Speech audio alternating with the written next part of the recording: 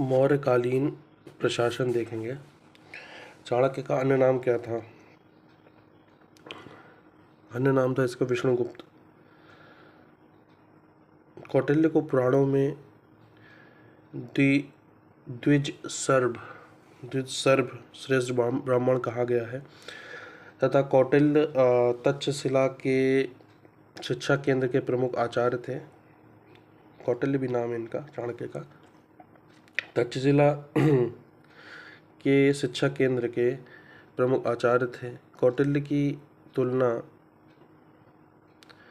Machiavelli Prince से की जाती है। मैकियावेली प्रिंस से की जाती है।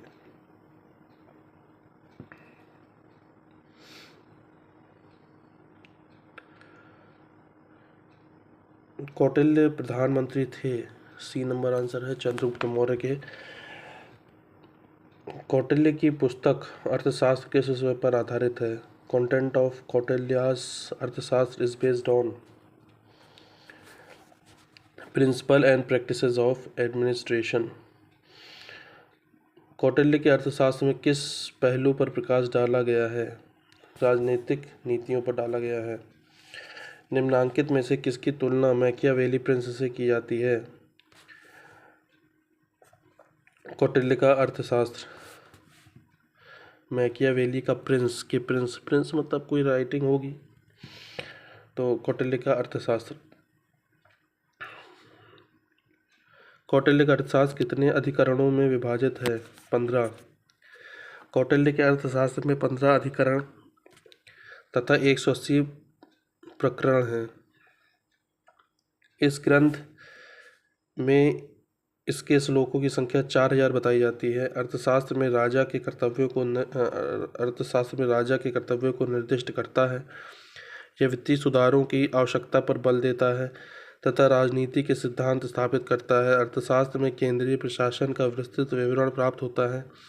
अर्थशास्त्र में ही प्रत्येक विभाग को तीर्थ कहा जाता था। अर्थशास्त्र में विभागीय अध्यक्षों तथा उनके कार्यों की एक लंबी सूची मिलती। खानों के अध्यक्ष को आकाराध्यक्ष, राजा की ओर से सिक्के ढलवाने वाले अधिकारी को लक्षणाध्यक्ष कहा जाता है। कौटिल्य ने अर्थशास्त्र में प्रत्येक विभाग को तीर्थ कहा जाता था। इसी पुस्तक में 18 तीर्थों के प्रधान पदाधिकारियों का उल्लेख मिलता है। अर्थशास्त्र व्यापारिक मार्ग विषय पर मौन है, अर्थात बहुत न्यूनतम जानकारी मिलती है। अर्थशास्त्र के संबंध में निम्नलिखित में से कौन सा कथन सही नहीं है? सही वाले पढ़ लेते हैं। यह राजा के कर्तव्यों को निर्दिष्ट करता है। यह राजनीति के सिद्धांत को स्थापित करता है। यह वित्तीय सुधारों की आवश्यकता पर बल देता है। कौटिल्य के अर्थशास्त्र के अनुसार राजा की ओर से सिक्के ढलवाने वाले अधिकारियों की संज्ञा दी थी। ए नंबर लक्षणाध्यक्ष। अर्थशास्त्र में खानों की अधीक्षक को कहा गया है। बी आकाराध्यक्ष। अर्थशास्त्र में कितने पदाधिकारी का उल्लेख है? सी 18।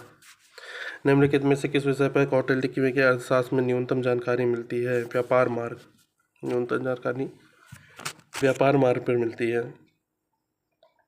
वैसे ज़्यादा जानकारी किसमें मिलती है? तो गुप्तचर व्यवस्था है, कृषि पद्धति है, राजस्व प्रबंधन है। अर्थशास्त्र में सर्वप्रथम वर्णित सप्तांग की धारणा में क्या सम्मिलित है? ए नंबर राजा, राज्य क्षेत्र, प्रशासन, राजकोष। चलो उसको देख लेते हैं। कौटिल्य के अर्थशास्त्र में 15 अधिकरण दिए गए हैं। अर्थशास्त्र में उल्लेख छठे अधिकरण में राज्य के सप्तांग सिद्धांत का, छठे अधिकरण में मतलब 15 अधिकरण टोटल हैं। छठे अधिकरण में राज्य के सप्तांग सिद्धांत के अंतर्गत राजा आता है, स्वामी, अमात्य, जनपद, दुर्ग, कोष, दंड और मित्र आते हैं। 1 2 3 4 5 6 7 कौन कौन से आते हैं? स्वामी यानी राजा, अमात्य, जनपद, दुर्ग, कोष, दंड और मित्र आते हैं। अमात्य या मंत्री के अंतर्गत राज्य के सुचारू संचालन के लिए उत्तरदायी कर्मचारी के स्वरूप एवं कार्यों का वर्णन किया गया है। अमात्य या मंत्री के अंतर्गत राज्य के सुचारू संचालन के लिए उत्तरदायी कर्मचारी के स्वरूप एवं कार्यों का वर्णन किया गया है। उत्तरदायी कर्मचारी के स्वरूप एवं कार्यों का वर्णन किया गया है। जनपद के अंतर्गत जनता और भूमि आती है। कौटिल्य ने सप्तांगों की तुलना शरीर के 7 अंगों से की है, जैसे राजा स्वामी की तुलना सिर से की है, अमात्य मंत्री आँख, जनपद पैर, दुर्ग भुजाओं, बल या सेना मस्तिष्क, कोश मुख, मित्र कान। अर्थशास्त्र के अनुसार राजकीय कृषि विभाग के अध्यक्ष को सीताध्यक्ष कहा जाता था।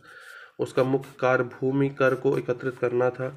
राजकीय भूमि से प्राप्त आय को सीता कहा जाता था, जो जनजातियों, शूद्रों, दासों द्वारा जोती जाने वाली भूमि थी। निम्नलिखित में से सप्तांग सिद्धांत के अनुसार राज्य का 7वां अंग कौन सा था? सी नंबर है मित्र, याद ही किया था। पहले नंबर पर राजा स्वामी था, फिर अमात्य मंत्री था,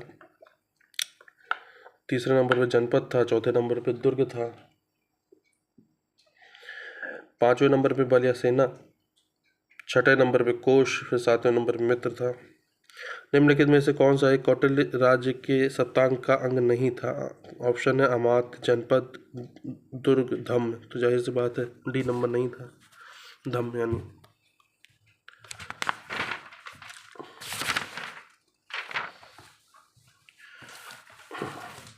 अर्थशास्त्र के अनुसार सीताध्यक्ष का संबंध था ए नंबर कृषि से था। मौर्य काल में भूमि कर, जो कि राज्य की आय का मुख्य स्रोत था, किस अधिकारी द्वारा एकत्रित किया जाता था? सी नंबर सीताध्यक्ष द्वारा एकत्रित किया जाता था।